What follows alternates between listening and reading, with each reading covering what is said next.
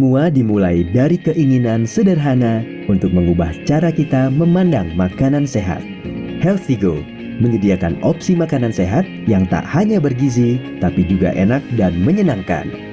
Karena kita semua tahu, kesehatan bukanlah tentang pengorbanan, tapi tentang pilihan yang tepat. Healthy Go telah bekerja sama dengan chef terbaik dan nutrisionis terbaik untuk menciptakan lebih dari 1.300 variasi menu yang sehat tanpa mengorbankan rasa. Komitmen kami untuk terus memuaskan lidah dan menjaga kesehatan tanpa kebosanan. Dan ketika kami mendengar cerita sukses dari lebih dari 100.000 pelanggan yang berhasil mencapai target diet mereka bersama kami, itu adalah hadiah terbesar bagi kami. Ini adalah penghargaan untuk semua tim di Healthy Go dan juga untuk komunitas pelanggan kami. Kami berjanji untuk terus memberikan pelayanan terbaik, lebih dari sekedar makanan sehat, tapi pengalaman hidup sehat yang menyenangkan. Langganan catering sehat tapi suka salah alamat pengiriman. Padahal hari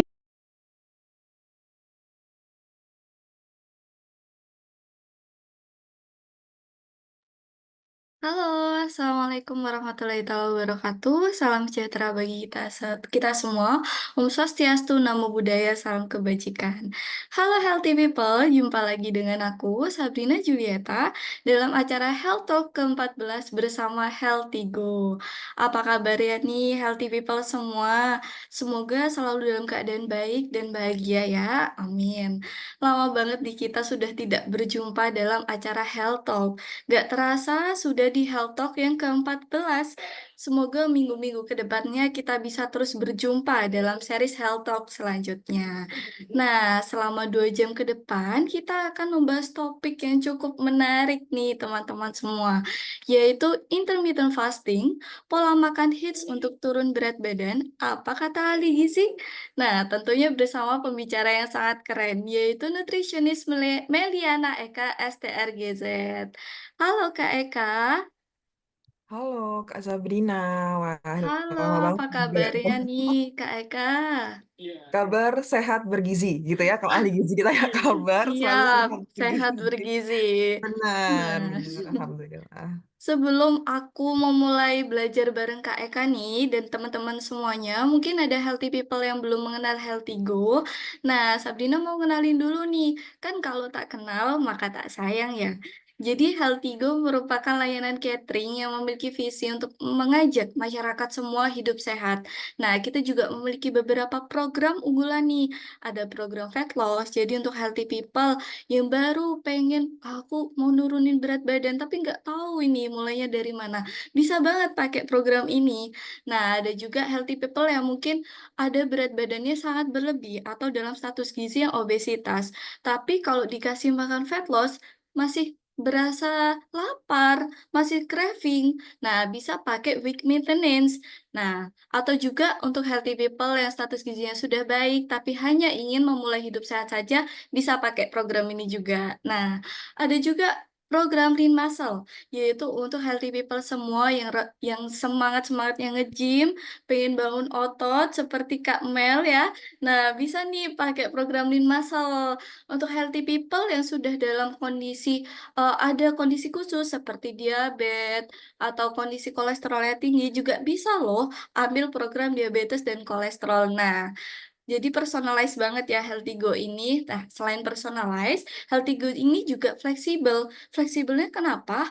Karena healthy people bisa loh ngubah alamat pengirimannya sesuai dengan lokasi healthy people yang ada healthy go-nya di situ. Misal hari ini Kak Mel lagi kerja di Jakarta. Nah, habis itu besok Kak Mel harus meeting di Bandung. Nah, itu bisa banget H-1 alamat pengirimannya diubah. Dan jadi eh, program catering kalian nggak harus keputus dong di situ, gak ada alasan buat cheating-cheating lagi. Nah, tidak perlu juga healthy people itu takut ongkir yang mahal karena Healthy Go ini sudah free ongkir ya. Jadi yuk mau kapan lagi nih ada program cateringnya seperti ini. Kalau mau coba, boleh banget hubungi Minty segera ya. Nah, aku juga mau ngingetin untuk healthy people semua yang ada di Health Talk saat ini, kalau ada pertanyaan boleh banget, jangan ragu buat ditanyain karena kapan lagi sharing langsung dengan expertnya.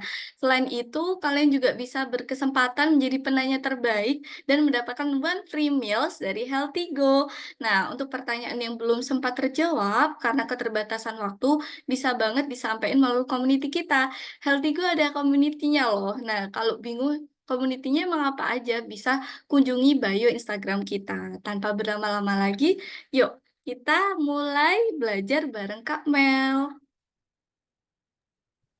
Oke, terima kasih banyak Ahli Gizi Sabrina yang udah membuka webinar pada malam hari ini dengan baik.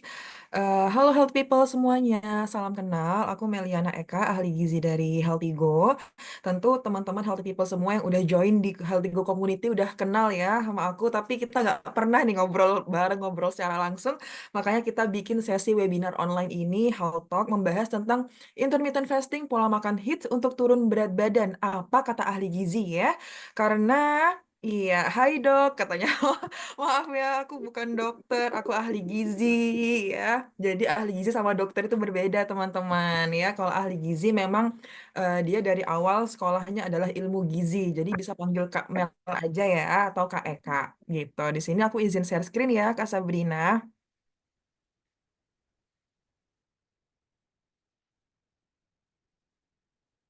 Alright, apakah udah terlihat jelas materinya? Sudah Kak Mel, Oke, suaranya juga udah aman ya?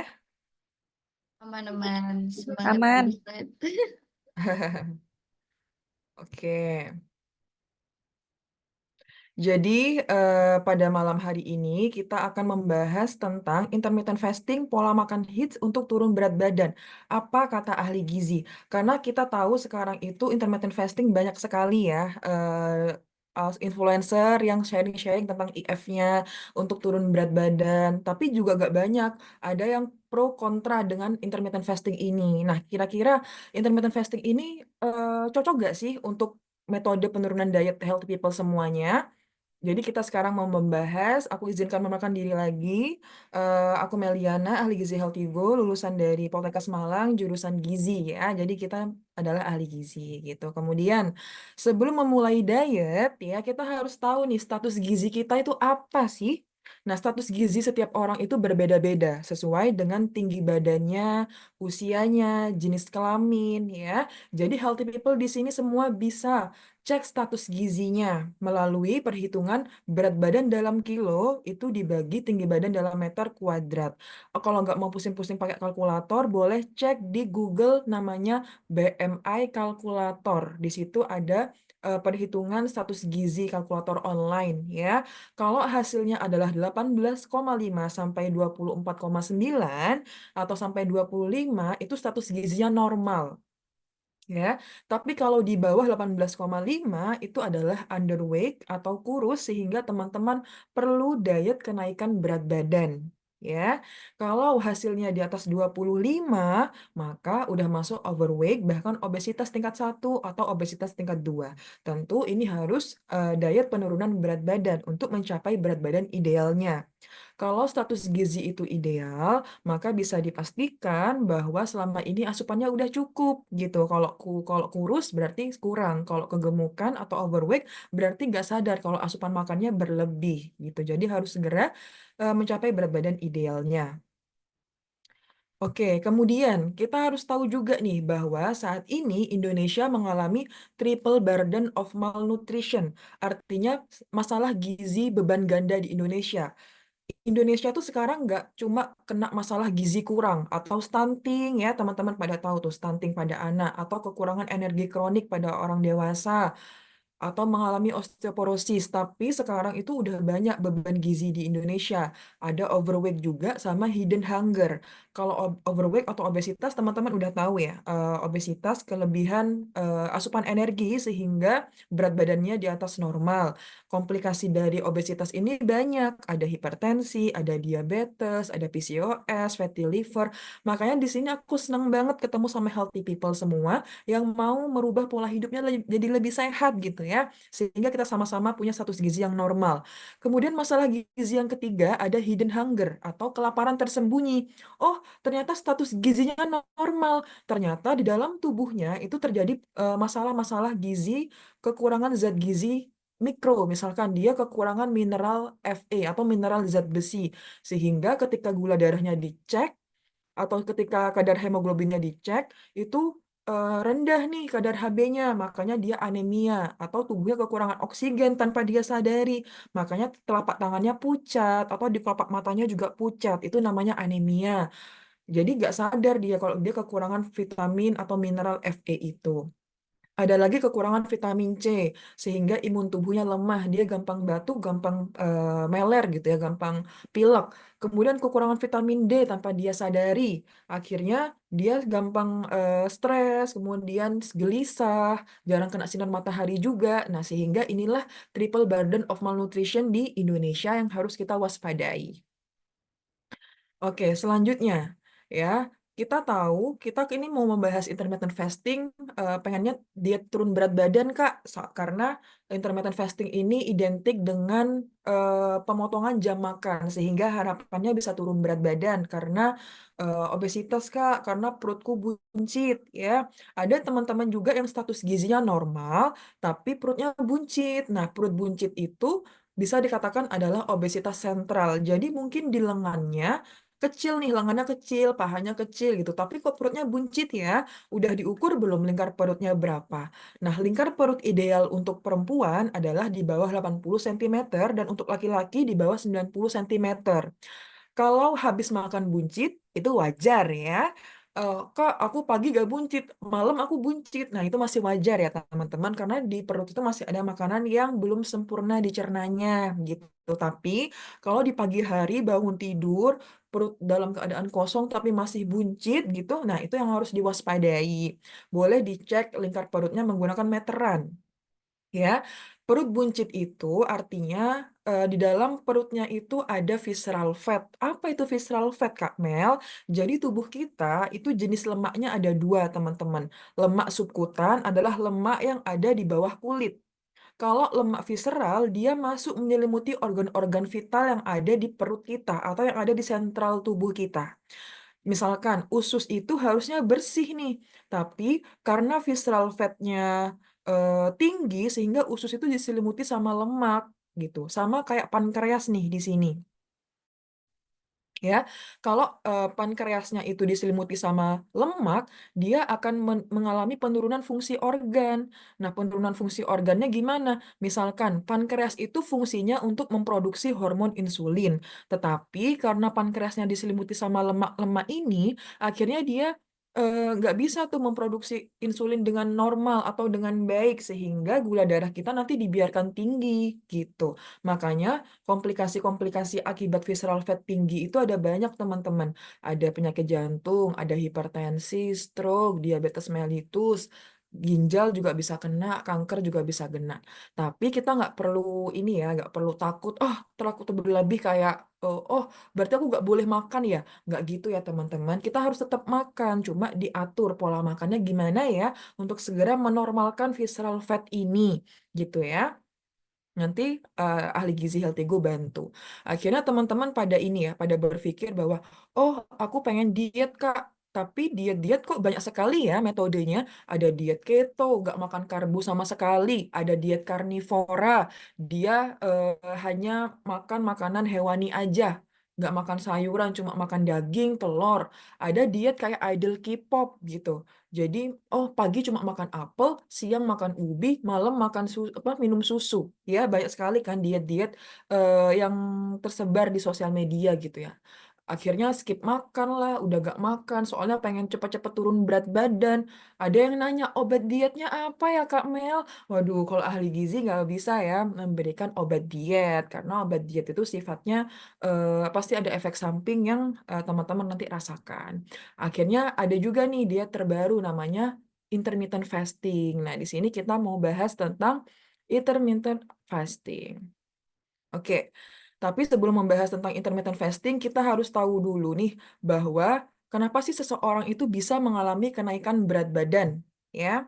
Kenaikan berat badan pada seseorang ketika asupan makanan kalori yang masuk dari makanan ya itu lebih banyak dibandingkan energi yang dikeluarkan. Jadi manusia itu untuk hidup ya itu butuh energi, namanya kalori. Energi ini didapatkan dari makanan dan minuman yang kita konsumsi sehari-hari. Kalau asupan kalori dari makanan sama dengan energi yang dikeluarkan oleh tubuh kita berupa aktivitas fisik, berupa kerja-kerja organ kita, berupa olahraga. Nah, kalau kalorinya sama dan seimbang, maka berat badannya tetap atau normal. Tetapi, kalau asupan kalori dari makanan lebih sedikit dibandingkan energi yang dikeluarkan, maka akan turun berat badan, namanya defisit kalori. Tetapi, kalau asupan kalori dari makanan itu lebih banyak dibandingkan energi yang dikeluarkan, maka namanya surplus kalori. Makanya nanti berat badannya naik secara bertahap. Jadi, makan sedikit hari ini gak akan bikin kurus besok. Makan banyak hari ini gak akan langsung bikin gemuk besok. Atau makan gak sehat hari ini gak mungkin langsung sakit besok. Jadi semua itu dilakukan atau semua itu terjadi karena konsisten dilakukan gitu ya teman-teman. Jadi kita mau diet untuk turun berat badan itu bisa turun berat badan kalau konsisten juga gitu dengan kondisi defisit kalorinya. Seperti itu. Nah, contoh perhitungan defisit kalori nih, kalau teman-teman mau turun berat badan, ya, coba diperhatikan. Jadi setiap orang, setiap healthy people di sini, kebutuhan energinya itu berbeda-beda tiap orang. Sesuai dengan tinggi badan, sesuai dengan usia, sesuai dengan jenis kelamin, kemudian sesuai dengan tingkat aktivitas, tingkat stres, atau dia dalam kondisi khusus atau enggak ya. Kondisi khusus tuh kayak gimana sih? Misalkan sedang hamil kah? Menjadi ibu menyusui kah? Atau baru selesai operasi kah? Nah, jadi kebutuhan energi orang-orang tuh beda-beda gitu. Kalau mau tahu kebutuhan kaloriku berapa ya Kak Mel? Nah, nanti boleh tuh di PC ahli gizinya. Kak, aku mau dong dihitungin kaloriku berapa gitu ya, nanti di luar health log ini. Oke, pertama ini contoh kasus ya. Ada wanita namanya Yani, usianya 29 tahun, berat badannya 75 kilo, tinggi badannya 168 cm.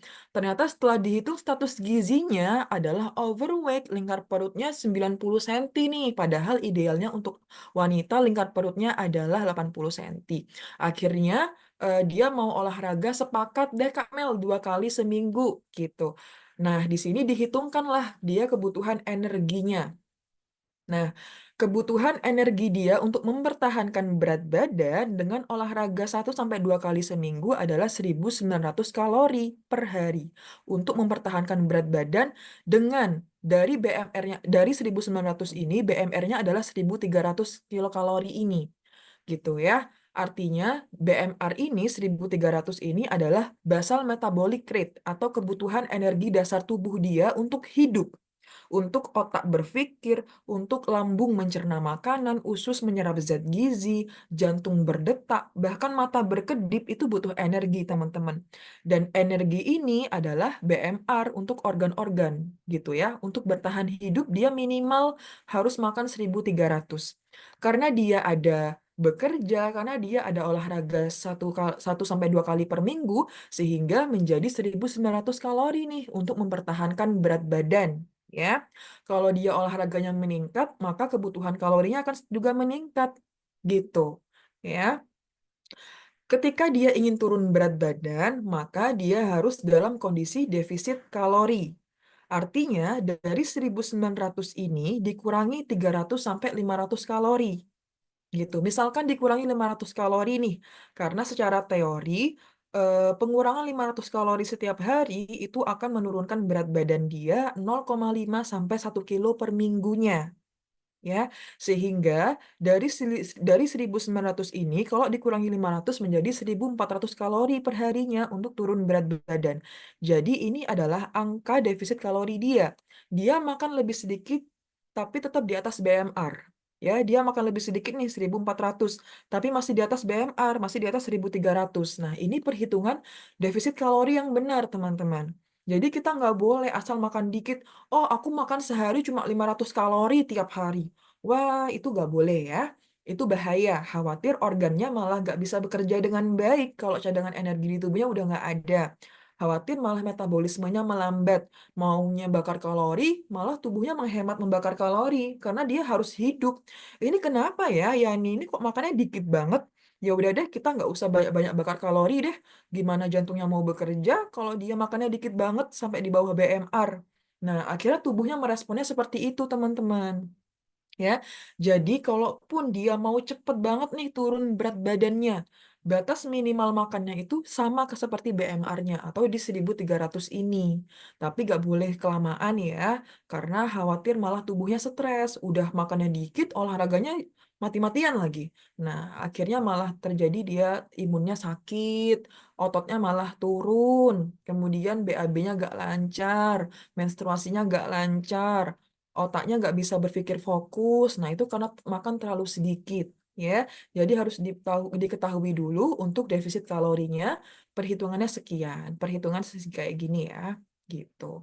Misalkan dia mau olahraganya 3 kali dalam seminggu, berarti dari 2.100 ini dikurangi 500 menjadi 1.600 kalori per hari. Dengan frekuensi olahraganya semakin banyak, maka dia bisa makan lebih banyak juga. Kayak gitu ya.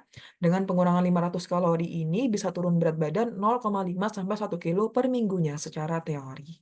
Gitu. Oke, Kak, oke Kak, aku mau defisit kalori, mau turun berat badan. Ya, aku mau pakai metode intermittent fasting, Kak, gitu ya. Intermittent fasting itu apa sih sebenarnya? Jadi, intermittent fasting adalah puasa berselang gitu ya. Ada jam kita puasa atau jam kita gak makan, ada jam kita makan, namanya jendela makan gitu ya. Orang-orang sekarang kenalnya gitu. Jendela makanku eh 18:06 Kak gitu misalkan. Jadi aku makan 6 jam, puasa 18 jam gitu. Jadi intermittent fasting itu banyak sekali pilihannya.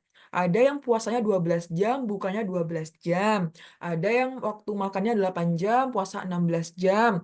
Ada juga yang metode intermittent fasting one meal one day, hanya makan 1 kali dalam sehari gitu ya.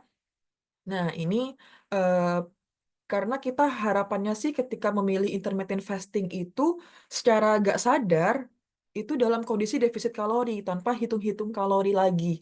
Karena kalau misalkan kan defisit kalori itu makan lebih sedikit ya. Jadi kalau puasanya lebih lama, kemudian jam makannya lebih dipendekkan, harapannya dia akan makan lebih sedikit secara alami tanpa dia harus hitung-hitung kalori. Ya, harapannya dengan IF tuh seperti itu. Karena jadwal makannya sedikit, artinya dia cuma bisa makan lebih sedikit. Nah, ya. Kemudian, puasa itu juga bisa memberikan manfaat nih untuk tubuh kita. Karena kita puasa, artinya insulin itu, kemudian pencernaan kita itu bisa istirahat lebih lama gitu ya. Kalau di kemarin-kemarin makannya kapan aja makan, dengan berpuasa dia bisa mengistirahatkan saluran cernanya sehingga nanti bisa kerja maksimal lagi. Itu harapan dari berpuasa. Kemudian ketika dia makan lebih sedikit, dia artinya dia bisa kalorinya tuh bisa terbakar banyak juga ya karena defisit kalori tadi, sehingga bisa menggunakan cadangan lemak di tubuhnya itu sebagai energi ketika dia makan lebih sedikit. Itu harapannya dari intermittent fasting, ya. Nah, nah ini ya apa yang terjadi ya. Ya, seperti yang tadi aku sampaikan bahwa terjadi pemecahan lemak, kadar ketika kita berpuasa itu juga meningkatkan sensitivitas terhadap rasa kenyang dan rasa lapar, gitu. Lebih peka terhadap rasa kenyang dan lapar. Kemudian hormon insulin kita jadi lebih maksimal nanti kerjanya, antiinflamasi, gula darah bisa terkontrol juga, ya. Jadi ini harapan dari berpuasa, gitu. Puasa 14 sampai 16 jam, itu yang dianjurkan. Idealnya segitu. Jadi Kak, pertanyaannya, IF ini aman atau enggak ya? IF ini metodenya oke nggak ya Kak untuk turun berat badan? Nah, secara penelitian jawabannya bagus nih ya. Secara penelitian meta-analisis itu bagus, bisa menurunkan visceral fat atau perut buncit bisa dengan IF. Kemudian bisa kontrol gula darah. Kemudian bisa menurunkan kolesterol ya, manfaat dari puasa. Tetapi itu semua akan didapatkan manfaatnya ketika asupan makan pada saat jendela makan atau pada saat berbukanya itu benar juga. Kalau dia udah berpuasa tapi yang dikonsumsi saat berbuka itu asal-asalan atau bahkan asal makan gitu ya, nggak memperhatikan komposisi gizinya, nah itu sama aja, manfaat puasa nggak akan didapatkan. Ya, makanya di sini kita nggak hanya fokus pada puasanya, tapi fokus sama apa yang dimakan saat berbukanya, saat jendela makannya tiba, gitu ya, baru manfaat puasa itu akan didapatkan. Sama kayak teman-teman yang puasa Ramadan ya, yang pada saat dia orang Islam yang puasa di Ramadan, puasa 30 hari penuh. Nah, harusnya kan itu IF ya sebenarnya, tapi di dalam agama kami itu juga ada puasa Ramadan. Harusnya orang-orang pada saat berpuasa itu bisa turun berat badannya atau bisa lebih sehat, lebih fresh. Tapi ketika di hari raya, eh kok malah tambah berat badan naik ya, tambah cabi misalkan. Kok gula darah makin naik ya pada saat Lebaran? Padahal kan udah puasa itu 30 hari. Ternyata di jam bukanya lah yang bermasalah atau di jam bukanya pemilihan makanannya yang kurang tepat gitu ya. Nah, kemudian seringkali berbeda juga nih. Teman-teman yang menjalani diet IF yang puasanya terlalu lama, dia itu akhirnya apa ya? Pada saat jam bukanya tuh balas dendam. Ah, Kak Mel, aku kan tadi udah puasa, aku bebas makan sebanyaknya. Aku bisa makan donat, aku bisa makan cake, aku bisa makan ini, gado-gado, batagor. Nah, akhirnya yang tadinya dia puasa, lambungnya tuh istirahat, insulinnya itu istirahat. Tiba-tiba di jam jendela makan tuh dia emotional eating. Lambungnya kaget lah dia. Langsung, wah, tiba-tiba makan porsi besar. Nah, itu kan malah berefek buruk ya pada lambung. Akhirnya asam lambungnya itu banyak diproduksi terlalu banyak sampai akhirnya dia mulai kambuh, mahnya kambuh atau dalam jangka panjang bisa luka lambungnya. Tiba-tiba banget porsinya besar dalam satu waktu, buru-buru, gak dikunyah perlahan. Kenapa kamu kok makannya buru-buru? Iya Kak Mel, karena jam makanku cuma 2 jam gitu. Ya, jadi kita nggak mau nih kok kita fokusnya cuma sama puasa, tapi di jam bukanya kita nggak perhatian. Kasihan lambungnya, kasihan insulinnya, malah men-trigger hormon insulin gitu ya. Karena kan kita maunya dapat manfaat dari puasa itu ya. Jadi jangan sampai di jam bukanya kita nggak didukung tuh makanannya. Harus mindful eating juga walaupun lagi berpuasa. Nah, lalu gimana Kak Mel cara pemilihan makan yang benar pada saat intermittent fasting? Oke, kita kenalan dulu nih sama zat gizi. Zat gizi itu terbagi menjadi 5 ya. Ada karbohidrat, ada protein, ada lemak, vitamin, dan mineral. Ada 5. Karbohidrat itu karbohidrat kompleks ya, yang dibutuhkan sama tubuh. Seperti nasi. Nasi ada nasi putih, nasi merah, nasi coklat, ada singkong, ubi, talas, kentang, jagung, tepung-tepungan, itu adalah karbohidrat. Ya, sebagai sumber energi utama tubuh kita sebagai energi yang apa ya, dia kalau kita makan karbohidrat ke dalam tubuh dia tuh cepat dipecah menjadi energi untuk otak berpikir, untuk jantung berdetak. Itu karbohidrat adalah sumber energi utama. Kemudian yang kedua ada zat gizi protein.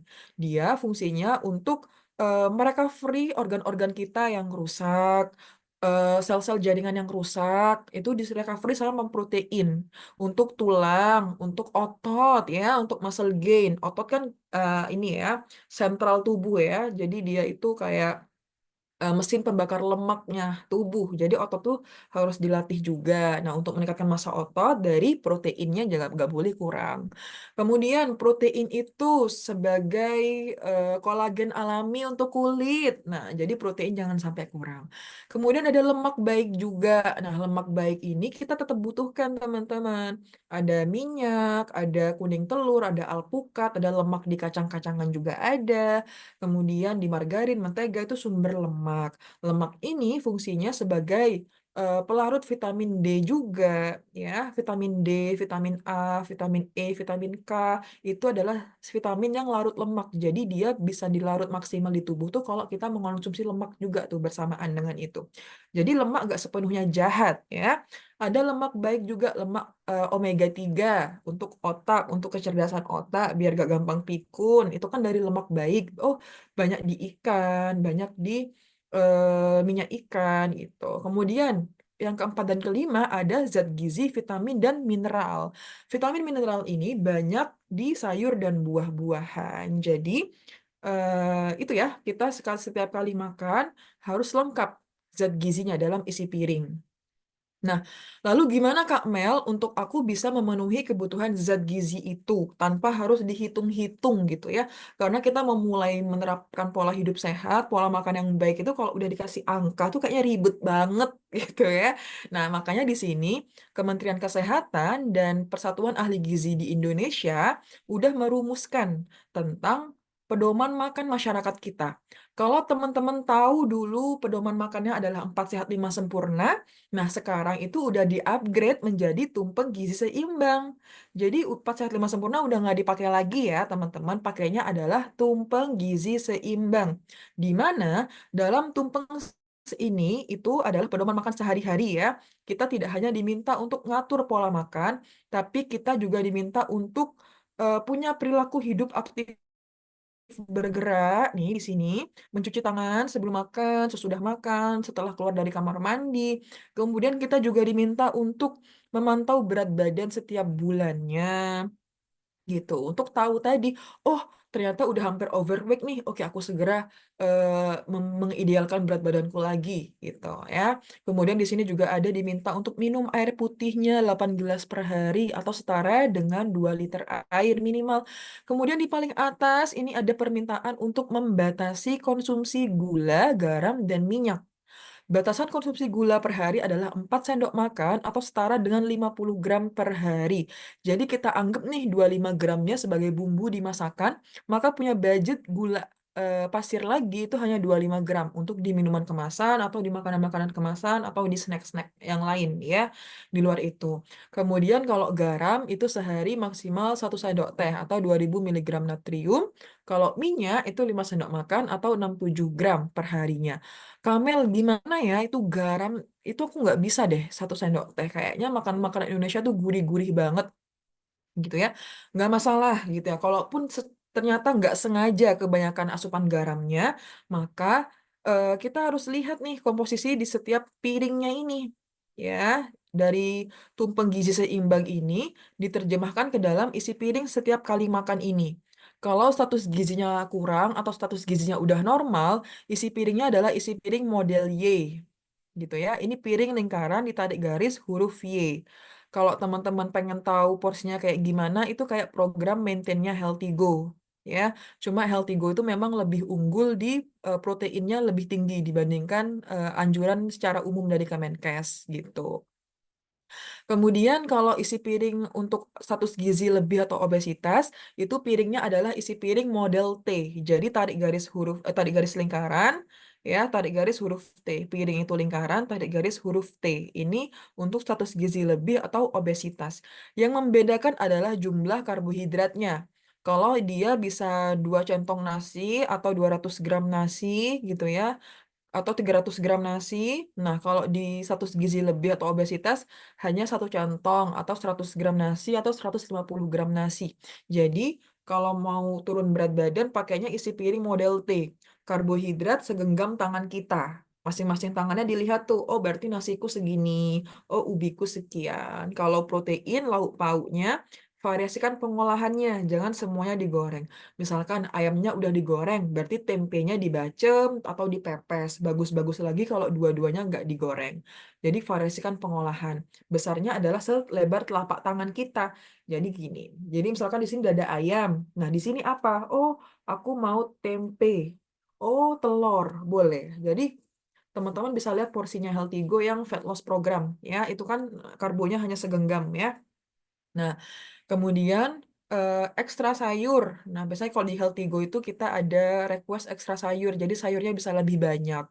Kalau nggak ekstra sayur, berarti secara mandiri harus dilengkapi dengan buah. Nah, misalkan nggak sengaja kebanyakan garam nih, nggak sengaja, Kak Mel ini kayaknya gurih banget deh. Emang nggak apa-apa ya kalau kebanyakan garam. Katanya kalau kebanyakan garam itu bikin hipertensi ya Kak Mel, tekanan darahnya tinggi. Nah, memang betul, kalau kita terlalu banyak natrium, nah itu bisa menyebabkan hipertensi atau tekanan darah tinggi. Tapi misalkan nggak sengaja kebanyakan garamnya, tapi kalau dari setengah dari isi piring ini adalah sayur dan buah, atau setengah dari isi piring ini sayur, maka kandungan serat di sayur, kandungan kalium di sayur itu akan menurunkan kadar natrium berlebih di tubuh kita. Misalkan Kak Mel ternyata gorengan nih, tapi setengah dari isi piringku sayur. Nggak masalah, karena serat di sayur itu bisa menurunkan kolesterol atau lemak berlebih di tubuh. Jadi, apapun menunya, kalau isi piringnya bisa gizi seimbang, itu nggak akan bikin masalah untuk kesehatan. Mau seblak, ya. Misalkan nih seblak nih, kemarin Healthy Go juga ngeluarin tuh menu seblak, rendah kalori, dan gizi seimbang. Karbohidratnya apa biasanya di seblak? Ada kerupuk itu ya, kerupuk seblak. Nah, misalkan itu karbohidratnya. Proteinnya apa nih yang cocok sama seblak? Oh, aku pilih ayam suwir, dada ayam suwir, sama telur orak-arik, misalkan. Oke, dibandingkan proteinnya sosis, mending makanan asli, mending ayam, mending telur. Karena di sosis itu tepung sebenarnya. Kan tepung kan karbohidrat, sama kayak kerupuk tadi, udah ada karbohidratnya. Jadi proteinnya pakai yang asli protein, misalkan telur sama ayam suwir. Nah, nanti setengah dari isi piringnya adalah sayur, sumber serat dan mineral. Apa Kak Mel sayur yang cocok sama seblak? Oh, ada pakcoy. Oh, ada jamur enoki. Nah, itu udah tuh. Jadi seblak yang gizi seimbang. Seblak yang lebih rendah kalori nih. Misalkan untuk teman-teman yang pengen turun berat badan. Modifikasi resepnya aja. Kalau penjual di sana seblaknya numisnya pakai minyaknya banyak. Nah, kalau kita mau lebih rendah kalori, minyaknya cuma 1 sendok makan aja untuk numis bawang sampai harum. Habis itu ditambahin air. Nah, itu kan udah jadi tuh seblak rendah kalori dan lebih sehat atau lebih bergizi seimbang. Kemarin kita bikin tuh di Healthy Go menu seblak rekor namanya, seblak rendah kalori. Ya, spesial campaign sama Kak siapa Erika Ricardo gitu. Jadi semua menu itu bisa dibuat gizi seimbang. Jadi nggak perlu khawatir atau nggak perlu takut makan. Ya, kalau isi piringnya udah seimbang, itu nggak akan bikin masalah buat kesehatan ya, teman-teman. Lalu untuk olahraganya atau tingkat aktivitasnya, ya minimal adalah 150 menit per minggu, anjuran dari Kemenkes. Jadi per minggu. Per harinya itu bisa dicicil, misalkan Senin 30 menit, Selasa 30 menit, Rabu 30 menit, nanti Kamis istirahat gitu. Jadi per minggu bisa minimal 150 menit tercapai. Nah, ini contoh pemorsian isi piring gizi seimbang ya. Kalau nggak pilih ekstra sayur di Healthy Go bisa dilengkapi secara mandiri dengan buah gitu. Ini contoh misalkan nih kakak mau sarapan pecel. Nah itu bisa tuh dibuat gizi seimbang ya pecelnya. Kak, aku nggak ada buah. Kalau nggak ada buah maka sayur harus lebih banyak di sini. Tapi kalau nggak ada sayur, buah nggak bisa lebih banyak. Karena kandungan serat di buah terlalu sedikit untuk menggantikan porsi serat di sayur. Tapi kalau kandungan vitamin-vitamin di sayur masih mungkin untuk menggantikan porsi buah. Gitu ya. Nah, ini contoh penerapan porsi isi piring gizi seimbang. Nah, mudah nggak nih ya? Tentu mudah ya, bisa menggunakan menu-menu olahan rumahan gitu. Nah, sebenarnya teman-teman, secara alami tubuh kita itu Tuhan Tuhan minta untuk berpuasa gitu. Sebenarnya secara alami kita itu diminta untuk intermittent fasting, ya. Caranya gimana Kak Mel? Jadi, ini adalah jadwal makan ideal kita. Sehari-hari, teorinya itu seperti ini. Oh, tubuh itu kan kalau malam hari itu dia memang waktunya untuk istirahat, sehingga saluran cerna itu memang di apa ya, memang waktunya istirahat tuh di malam hari. Dia bisa kok masih mencerna makanan di malam hari, tapi nggak seefektif kalau di siang hari misalkan gitu. Misalkan jam 8 malam atau jam 10 malam, itu tuh sebenarnya jam 10 malam itu udah waktunya tubuh untuk istirahat. Harusnya tubuh itu bisa tidur, otak itu sudah apa ya, istirahat lah. Maksudnya dia harus melatoninnya tuh harusnya tinggi tuh untuk menyenyakkan orang tidur gitu.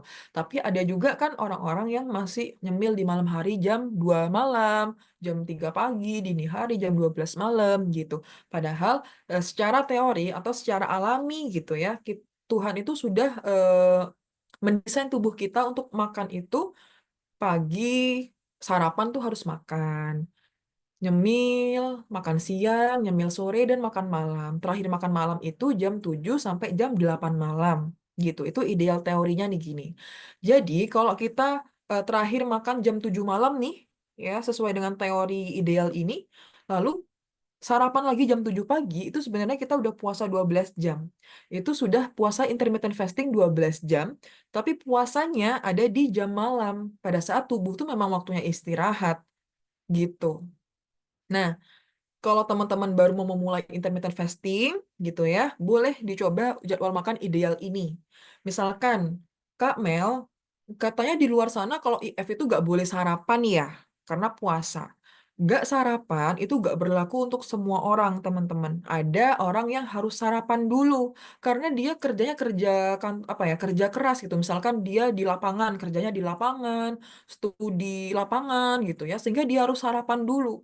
Kalau dia nggak sarapan, dia ngeblank atau pusing atau mah kambuh, GERD. Anak sekolah itu kan juga harus sarapan. Anak SMA, mahasiswa itu dianjurkan sarapan karena dia harus belajar, harus siap mencerna materi dia.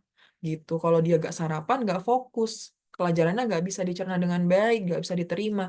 Makanya kalau ada statement, oh sarapan terbaik yang tidak sarapan. Nah, misalkan itu nggak semua berlaku di semua orang gitu. Ada beberapa orang yang dianjurkan untuk sarapan. Nah, sarapannya apa? Sarapannya gizi seimbang gitu. Misalkan dia mau sarapan jam 8, boleh gitu. Sarapan jam 8 isi piring gizi seimbang. Ada nasi putih seperempat dari isi piring nih karena dia mau turun berat badan. Kemudian ada telurnya direbus. Kemudian ada sayur bening apa itu? Wortel dan oyong. Kemudian ada buah kurmanya 3 butir kurma. Itu udah jadi sarapan yang gizi seimbang, mengenyangkan, tahan lama, volumenya besar, tapi kalorinya masih kecil untuk dia mau turun berat badan. Nggak nyampe 600 kalori, nggak sampai 700 kalori. Akan berbeda kalau telurnya digoreng, tentu kalorinya lebih tinggi. Ya, itu yang pertama. Kamel, aku nggak bisa Kamel menyiapkan sarapan yang begitu kompleks, harus masak sayur dan sebagainya. Bisa bikin sandwich. Karbohidratnya roti 2 lembar. Proteinnya apa? Oh, telur Kak Mel. Kemudian vitamin mineral seratnya apa? Oh, aku pakai selada 5 lembar, tomat, sama timun. Udah ditutup. Jadi sandwich yang gizi seimbang. Dibandingkan rotinya diisi selai coklat, mending diisi protein dan serat. Gitu. Itu akan bikin happy tuh saluran cernanya, otaknya bikin happy, siap untuk menjalani hari gitu. Kalau udah sarapan jam 8, lalu jam 9 kok kayak pengen nyemil ya, lapar lagi gitu. Sabar dulu, sebenarnya tubuh hanya haus bukan lapar. Kalau mau nyemil nunggu jam 10 gitu. Paham ya konsepnya ya? Kalau sarapan jam 8, jam 9 lapar, minum air putih dulu. Karena sebenarnya tubuh hanya haus bukan lapar. Kalau mau nyemil nunggu jam 10. Nah, nyemilnya apa? Nyemilnya adalah makanan asli, real food. Misalkan buah atau ubi-ubian, kacang-kacangan. Kalau makanan kemasan yang boleh dikonsumsi itu yogurt, nah itu kan kemasan ya. Kemudian keju boleh nggak, Mel? Boleh. Kemudian kalau snack bar protein boleh nggak? Boleh gitu. Baca nutrition fact-nya. Oh ini untuk satu sajian, berarti boleh nih untuk nyemilku. Kemudian, oh ini ada keripik nih. Misalkan keripik ini dipanggang nih, di kemasannya tuh ditulisnya dipanggang. Pilih yang dipanggang dibandingkan yang digoreng. Nanti makan siang lagi misalkan sama Healthy Go, ini porsi fat loss ya.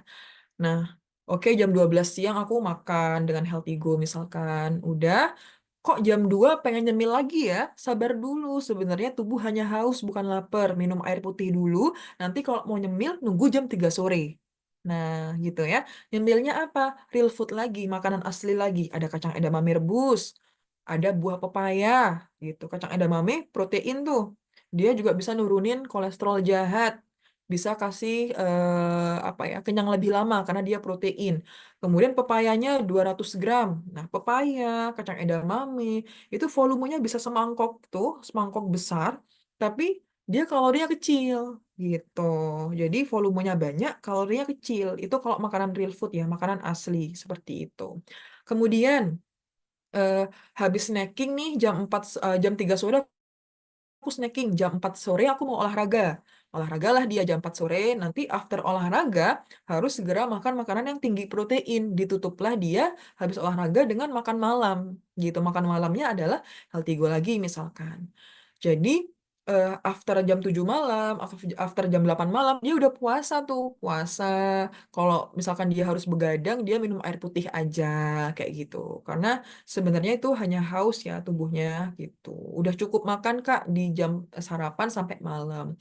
Jadi dengan pola makan seperti ini itu tuh akan membuat kadar gula darah di tubuh kita itu normal, stabil. Kemudian kita tuh bisa lebih sensitif terhadap rasa kenyang dan rasa lapar, lebih mindful eating juga. Jadi nggak tiba-tiba makan dalam jumlah besar dalam satu waktu.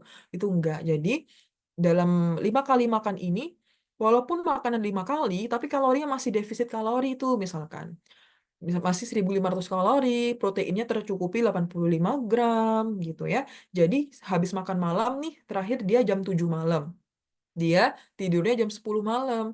Jadi ada jarak 2 sampai 3 jam nih, makan sama tidur. Nah, itu nggak membuat asam lambung tuh naik sehingga GERD atau asam lambung.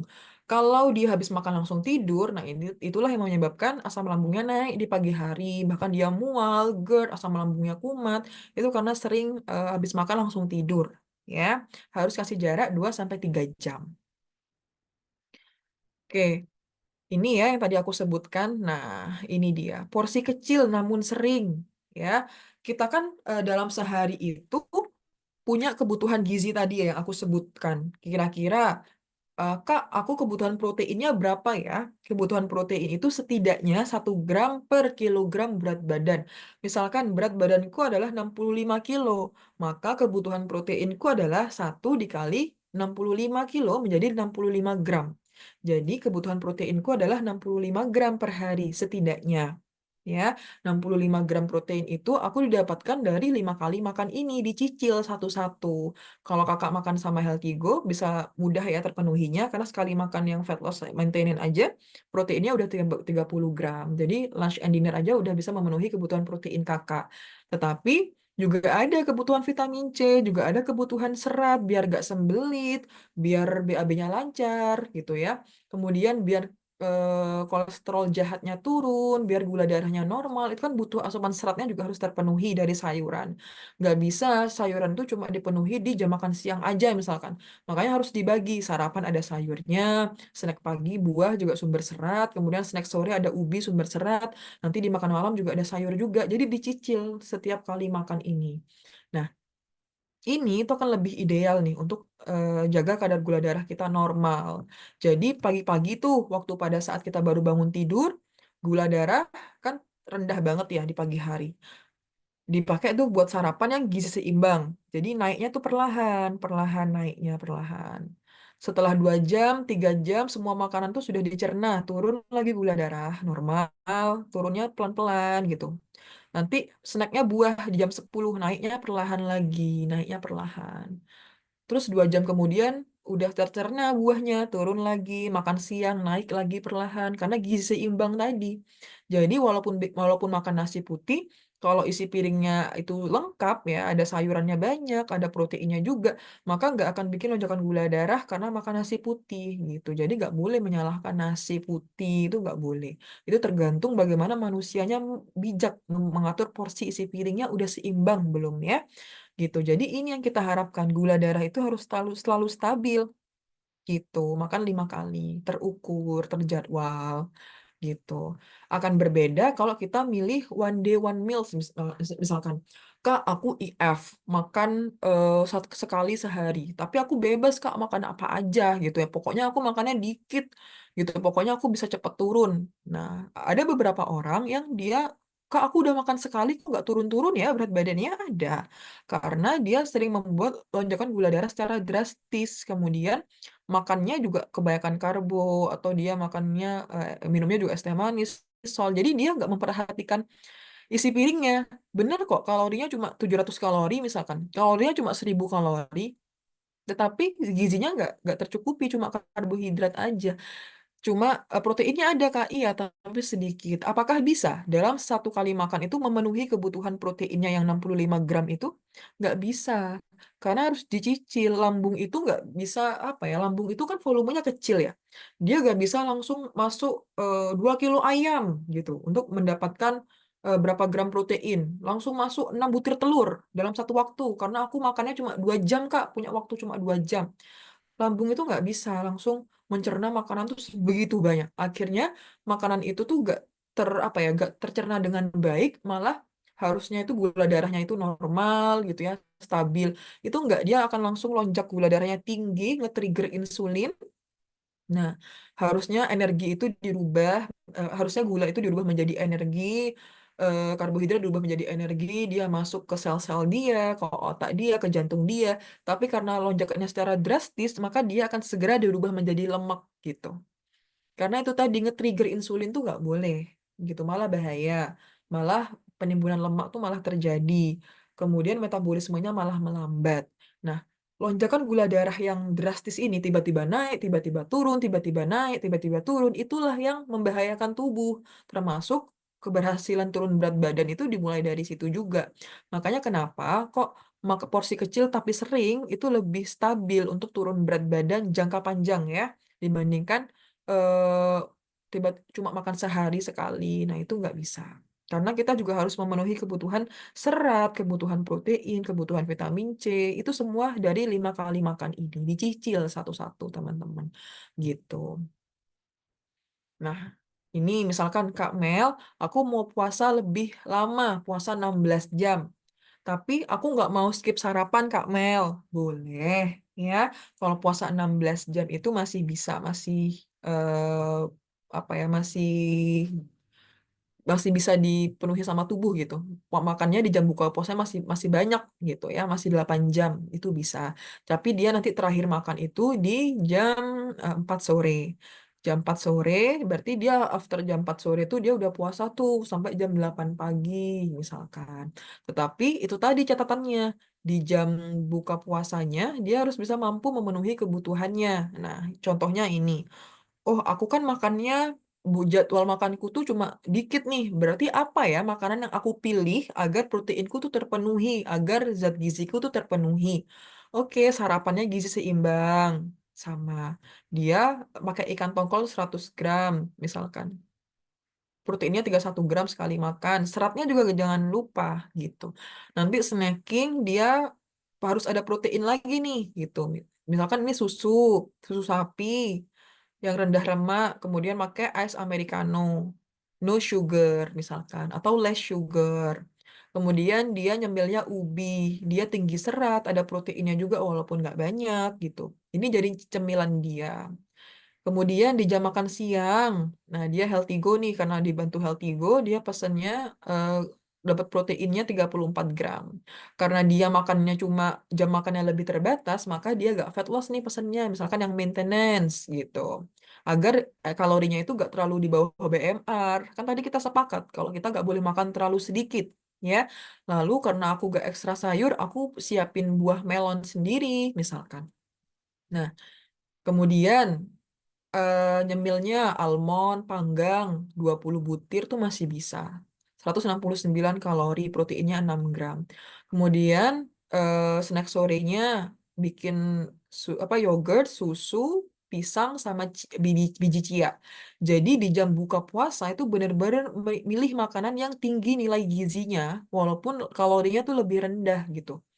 Ini akan menghasilkan manfaat dari IF. Akan berbeda kalau milihnya makanannya itu apa ya, asal makan aja. Misalkan gak apa-apa lah aku makan donat sama makan nasi Padang aja. Yang penting kan kaloriku defisit gitu. Boleh kok makan nasi Padang, boleh asalkan kalorinya seimbang gini ya. Misalkan nasinya di sini, rendang, kemudian tempe bacem. Nanti sayurnya pilih yang daun singkong misalkan, yang nggak santan lagi, boleh. Kemudian makan donat itu boleh. Tapi apakah vitamin C-nya terpenuhi? Apakah seratnya terpenuhi? Kan enggak. Jadi harus bijak juga memilih jadwal puasa kayak gitu. Nah, ini walaupun puasa 16 jam, dia masih bisa makan nih 1.600, proteinnya 83 gram, karena dia pandai memilih makanan-makanannya gitu. Jadi ada strateginya juga. Kalau puasa lebih lama boleh pakai jam ini. Kamel, aku nggak punya kebiasaan untuk puasa, sorry, aku nggak punya kebiasaan untuk sarapan. Oke, karena dari kecil aku nggak bisa sarapan, Kak Mel. Kalau sarapan tuh mual. Gimana ya solusinya? Aku nggak mau sarapan. Boleh silahkan kalau nggak sarapan. Itu kan kita kan kembali ke personal ya. Jadi diet itu sifatnya personal, nggak bisa disamaratakan semua harus ini, semua harus itu, nggak bisa. Dikembalikan ke masing-masing orang. Oke, kalau nggak sarapan berarti dia tuh bukanya harus dimulai dengan snack dulu, nggak bisa dari makan besar. Karena misalkan dia malam tuh puasa kan lama ya, dari jam 7 malam nih, terakhir makan jam 7 malam. Mau makan lagi ke jam 10 tuh kan puasa dia lama tuh, 16 jam. Kalau tiba-tiba lambungnya langsung dikejutkan dalam porsi yang besar, khawatir asam lambungnya malah diproduksi banyak. Jadi kasih aba-aba dulu ke lambung. Oke lambung gitu misalkan kita oke ini udah waktunya mau mau buka puasa nih mau makan aku eh, mulai dulu dengan buah yang tinggi kadar airnya ya misalkan buah melon dulu kamu kunyah perlahan jadi minum air putih ya tubuh itu udah tahu nih waktunya makan makan buah dulu dikunyah perlahan jadi lambung-lambung tuh siap oh udah waktunya makan ya oke oke kamu udah kasih aku buah oke udah lumas tuh ketemu kerongkongan udah lumas, lambung tuh juga mencerna buahnya dengan baik, udah siap, baru udah dibuka dengan snack kecil, buah atau kacang-kacangan edamame rebus atau ubi-ubian gitu ya. Nanti langsung porsi besarnya di jam makan siang. Misalkan ini healthy go lagi. Nah, nanti snack sorenya misalkan, kemudian ditambah dengan kacang-kacangan atau mau dimsum, itu boleh. Dimsum bisa jadi snacking, tapi pilih dimsum yang lebih banyak kandungan dada ayamnya atau kandungan proteinnya tuh lebih banyak dibandingkan tepungnya. Misalkan, oh dimsum udang, boleh. Jadi pilihnya tuh makanan yang real food, bukan tepung-tepungan. Yang apa ya, bukan tepung-tepungan ada rasa ayamnya, misalkan kayak sosis itu kan tepung rasa apa gitu kan. Jadi kalau mau ayam ya sekalian ayamnya yang diolah. Misalkan bikin sempol sendiri, perekatnya pakai telur, jadi lebih tinggi proteinnya gitu. Modifikasi resep. Misalkan terus di sore itu olahraga, habis olahraga harus segera makan makanan yang tinggi protein, healthy go gitu misalkan. Jadi ini kalau mau puasa lebih lama bisa pakai ini atau mau sarapan bisa kayak tadi ya. Ini dia 1.400 kalori, 73 gram protein, tinggi protein. Kalorinya juga terukur, defisit kalori kan. Tadi dia BMR-nya berapa? Oh, BMR-nya 1.200. Oh, masih aman nih. Aku 1.400 kalori, nggak di bawah BMR gitu. Ya. Kemudian, kalaupun teman-teman nggak pengen hitung-hitung kalori juga nggak masalah, asalkan eh, pemilihan menunya tepat ya, harus gizi seimbang, kemudian ada buah. Pokoknya sehari tuh harus mindful eating. Oh, tadi aku nggak makan buah. Oke deh, di snack sore aku makan buah. Oh, aku kemarin nggak olahraga. Oke deh, hari ini aku olahraga. Aku gak ada waktu untuk olahraga. Oke, it's okay. Bisa diganti kok dengan jalan kaki. Tapi jalan kaki dikatakan aktif bergerak kalau mencapai 10.000 langkah per hari. Aduh, capek banget 10.000 langkah. It's okay. Dimulai dari 6.000 langkah dulu per hari. Jadi naik tuh bertahap. Kita kalau mau merubah perilaku hidup sehat itu gak bisa semudah balik telapak tangan. Jadi harus pelan-pelan. Harus selalu mengapresiasi perubahan-perubahan kecil. Oh, kemarin aku nggak minum air 2 liter, sekarang aku minum 2 liter. Oke, hebat gitu. Oh, kemarin aku nggak makan buah, sekarang aku makan buah. Oh, kemarin sayurku cuma wortel aja, sekarang sayurku udah wortel, ada pakcoy, ada kecambah, ada kacang panjang, misalkan. Jadi, apresiasi-apresiasi itu yang kita harus berikan ke tubuh kita. Jangan sampai karena kita obsesi nih terhadap angka di timbangan, malah ditukar sama kesehatan. Aku kan pengen cepet-cepet 50 kilo, gak Mel, aku gak mau Kak Mel, aku maunya turun cepet seminggu 20 kilo. Nah itu kan bikin apa ya, bikin target yang gak realistis, akhirnya malah melukai diri, maksudnya malah gak makan, misalkan cuma makan sekali, sehingga malah menstruasinya gak lancar, mood swing, gampang emosi, kemudian dia craving atau breakout, ada muncul jerawat, itu kan karena respon tubuh, dia stres. Kamu kenapa asupan proteinnya kurang? Kamu kenapa nggak makan buah? Kamu kenapa ini? Metabolisme malah malah lambat, berat badannya malah stuck, kemudian dia malah gak berenergi gitu untuk menjalani hari. Kalau diet malah membuat sakit, malah dietnya itu salah ya. Jadi diet itu kan artinya pengaturan pola makan. Usaha setiap individu dalam mengatur jumlah, jenis, dan bahan makanan yang diperbolehkan atau yang dibatasi. Karena diet itu untuk mempertahankan kesehatan, status gizi ideal, dan mencegah atau membantu kesembuhan penyakit. Ya, jadi diet pengaturan pola makan untuk sehat. Kalau kamu diet tapi rambutnya rontok, kalau kamu diet tapi menstruasi jadi gak lancar, gampang marah, gak fokus, berarti dietnya ada yang salah gitu. Jadi harus segera konsul ke ahli gizi. Jadi teman-teman di Healthy People semua kan udah masuk grup community ya. Jadi itu langsung tanya aja ke ahli gizinya, langsung dijawab sama ahli gizinya gitu ya. Dan diet itu sifatnya personal, tidak bisa disamaratakan. Ada orang yang bisa makan nasi, ada orang yang nggak bisa makan nasi. Ada. Kenapa kok dia nggak bisa makan nasi? Karena dari kecil dia nggak diajarin makan nasi. Kalau makan nasi dia mual. Jadi dia karbonya apa Kak Mel? Karbonya dia kentang terus tiap hari. Boleh. Jadi nggak bisa disamaratakan semua orang. Ada yang nggak bisa makan tepung-tepungan, ada yang suka tepung gitu. Jadi yang kita nggak bisa bilang ke orang yang makan tepung tuh, tepung tuh bahaya loh, bikin usus kamu tuh rusak. Nanti dia sedih karena dia hanya bisa makan tepung misalkan.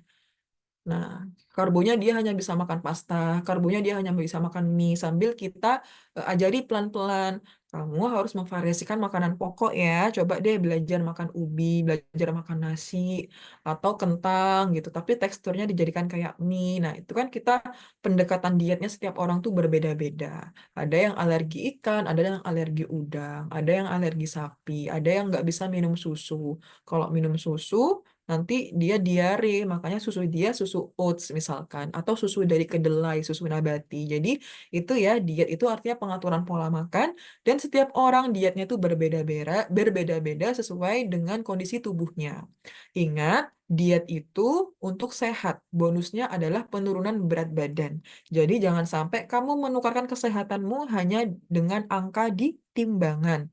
Kamu harus pahami, kamu harus mindful bahwa apa yang aku makan ini yang tubuhku butuhkan untuk organku bekerja, untuk aku bisa sehat gitu ya. Jadi gak hanya tentang berat badan atau body goals gitu. Oke, jadi sekian dari aku. Mohon maaf jika ada kesalahan kata dan sikap waktu memaparkan materi. Semoga ini bisa membantu healthy people semua untuk mendapatkan kesehatan tubuh secara keseluruhan, baik secara fisik maupun secara mental. Oke, thank you healthy people. Thank you Kak Sabrina. Aku kembalikan ke ahli gizi Sabrina.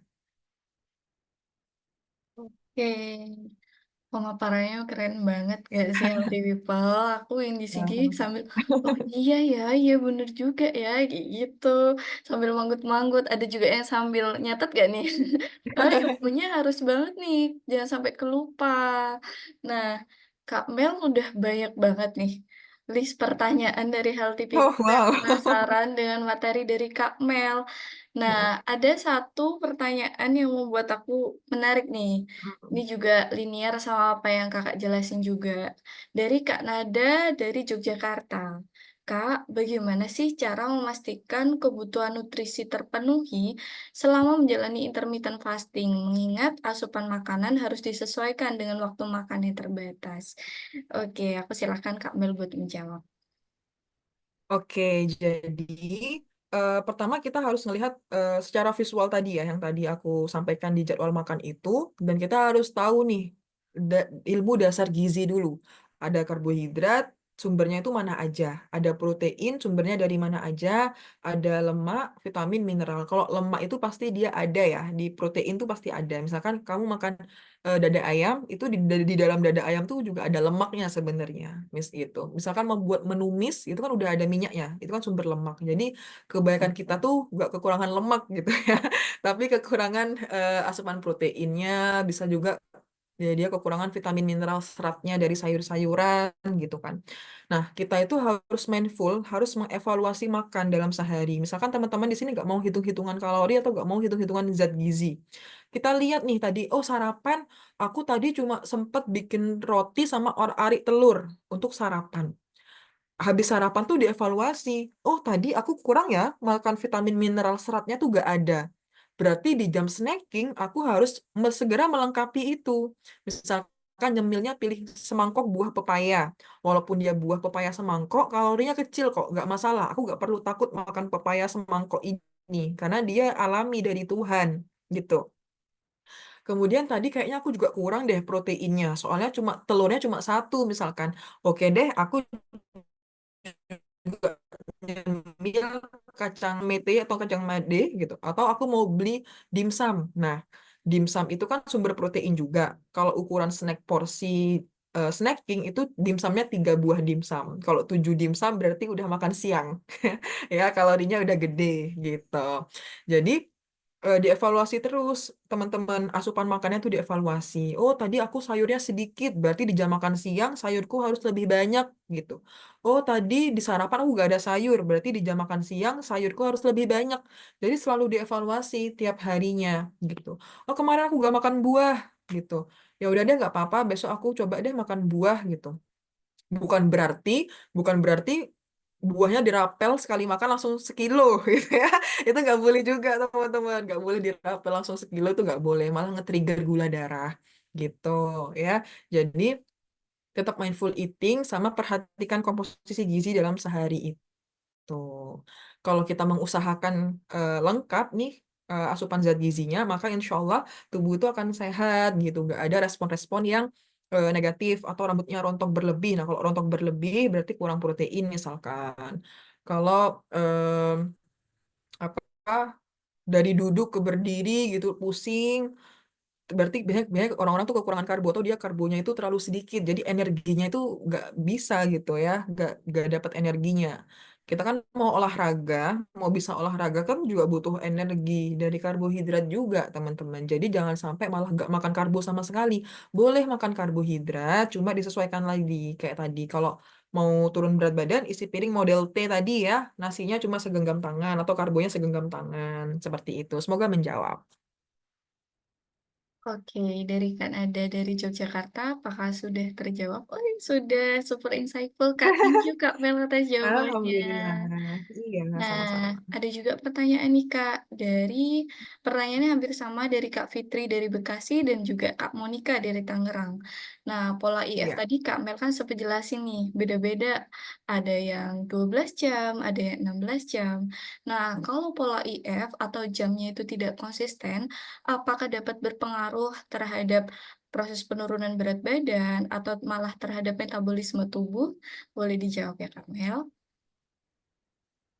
Oke, jadi eh, untuk turun berat badan itu kuncinya adalah defisit kalori tadi. Artinya makanan yang masuk, energi yang masuk dari makanan itu lebih sedikit dibandingkan energi yang dikeluarkan, gitu ya.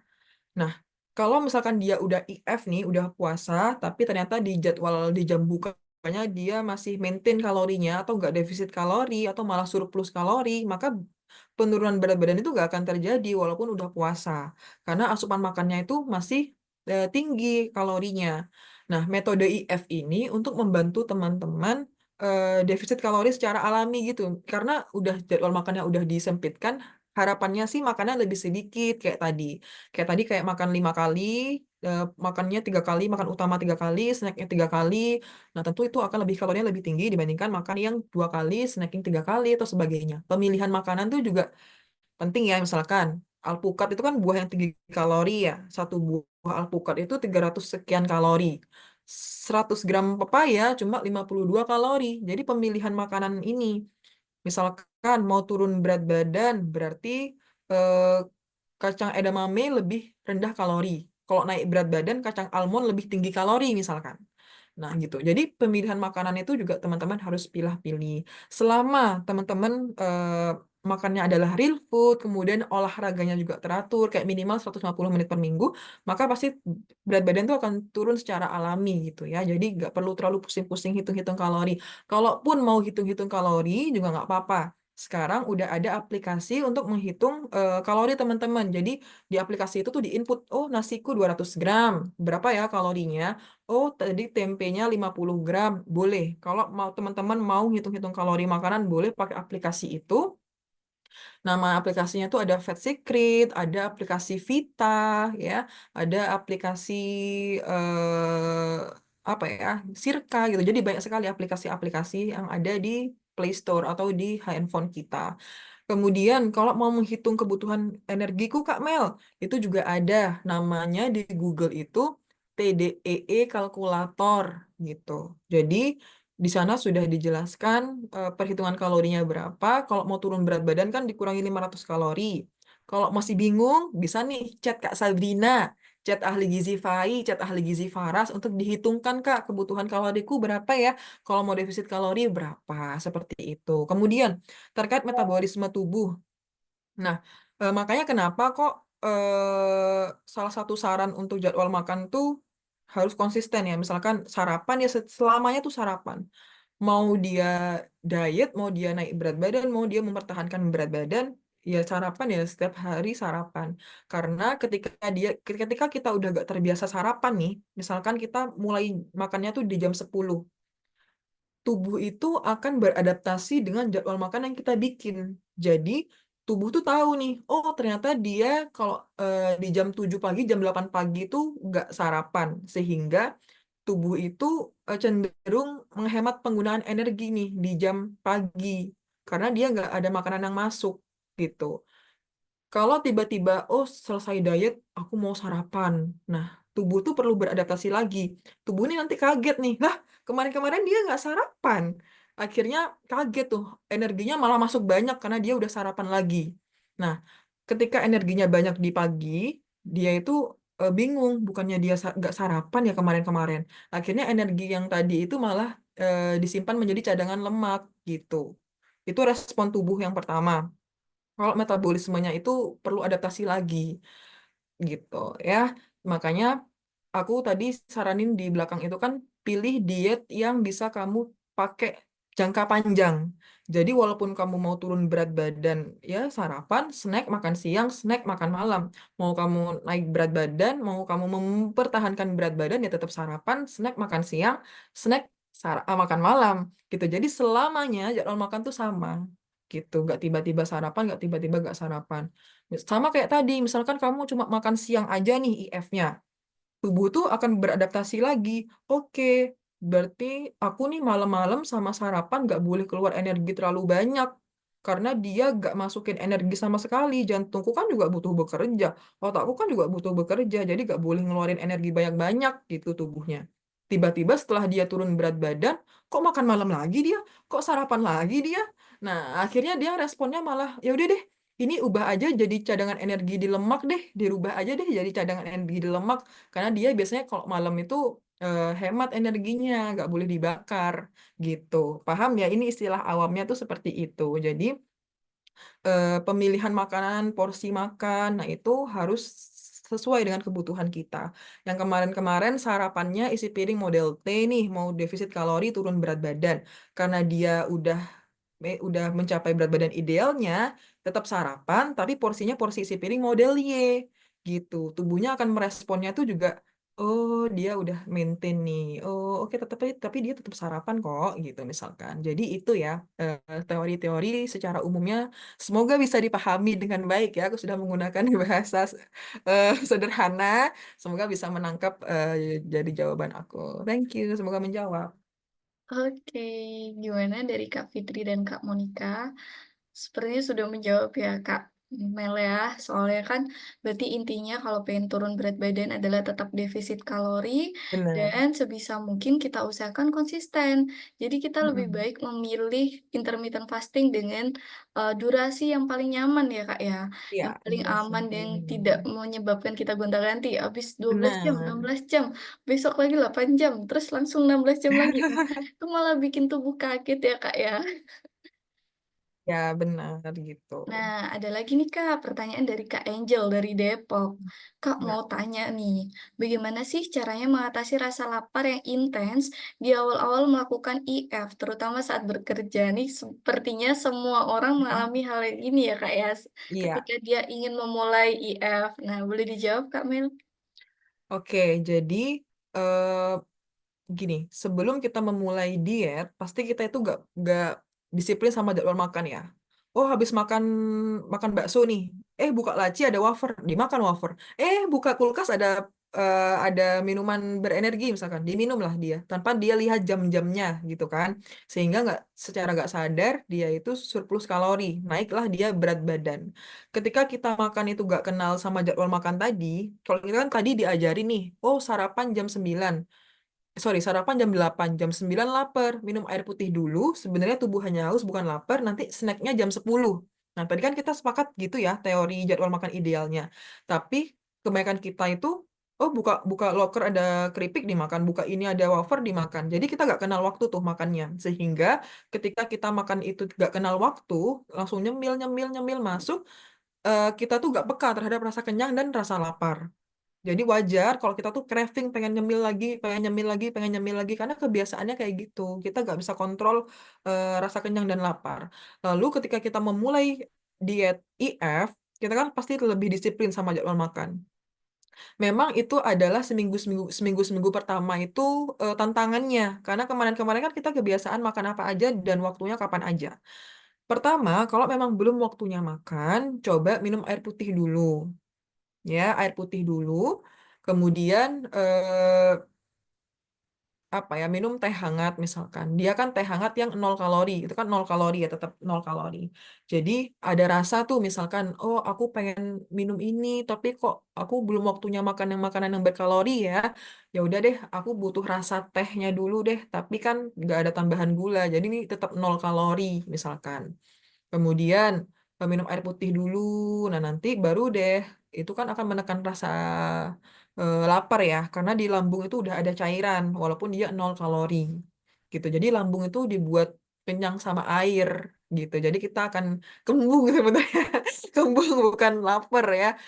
Jadi kembung bukan kenyang. Akhirnya nanti ketika kita udah beradaptasi dengan itu, kita bukalah dia dengan makan makanan yang bergizi tadi, mindful eating, kunyah perlahan, jadi bisa kenyang lebih lama gitu. Jadi memang harus ada tantangan yang dilewati ya, minum air putih dulu. Terima kasih. Oke, dari Kak Angel, gimana? Apa sudah cukup terjawab? Semoga menjawab pertanyaannya ya, dan semoga Iya, bisa menerapkan IF-nya sedini mungkin, banget. segera mungkin. Iya. Nah, Kak, tadi Kak Mel dalam pemaparan materinya sempat nih menyinggung masalah IF tapi untuk penyintas GERD atau orang-orang yang memiliki GERD. Nah, sekiranya lebih baik mana ya, Kak? Dari Kak Arta Tangerang ini bertanya, lebih baik mana nih, Kak? IF atau mending puasa sunnah aja sekalian Senin Ah, Kamis. Nah, kalau memang IF, mm-mm. adakah makanan yang harus dihindari? Oke, Oke. jadi aku izin share screen ini lagi ya.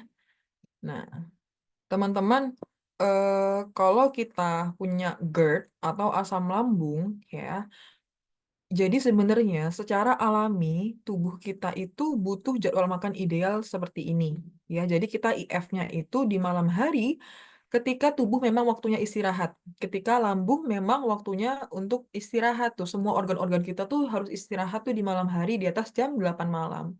Jadi eh, teman-teman yang punya teman-teman yang punya GERD itu disarankan untuk makan teratur, porsi kecil tapi sering gitu. Ketika dia masuk nih, makanan ini masuk nih, komposisi gizi seimbang. Nanti lambung itu akan memproduksi asam lambungnya itu dalam kadar yang normal untuk menghancurkan makanan itu. Dia dihancurkan secara perlahan, kalau teman-teman yang punya GERD sama asam lambung atau kita mau mencegah terjadinya asam lambung itu harus mindful eating ya. Pertama minum air putih dulu, baru makanlah ini isi piring lengkap. Kunyahnya juga harus perlahan, nggak boleh terburu-buru.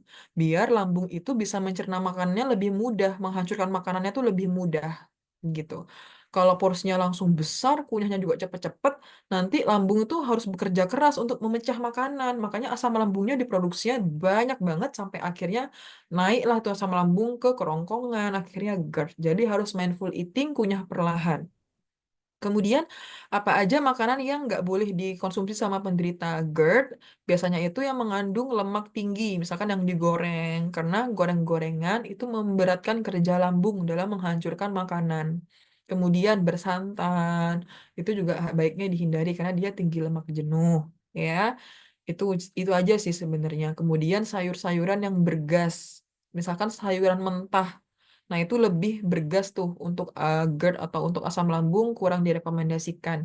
Jadi baiknya yang matang, kemudian sayuran yang bergas lain tuh misalkan kayak kubis, bunga kol, nah itu baiknya dibatesin. Jadi bisa yang berwarna-warni nih, misalkan eh, tomat, wortel, kemudian kacang panjang, ada buncis, ada apa ini? Rumput laut, ada cambah gitu. Jadi variasikan sayurnya juga.